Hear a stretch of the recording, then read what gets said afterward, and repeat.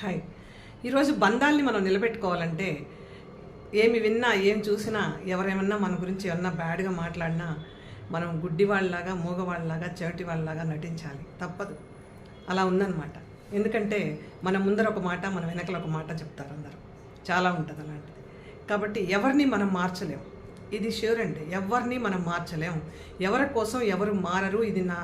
ఇది జీవిత సత్యం. ఇది నేను బాగా అర్థం చేసుకున్న ఒక పెద్ద సబ్జెక్ట్ అనమాట.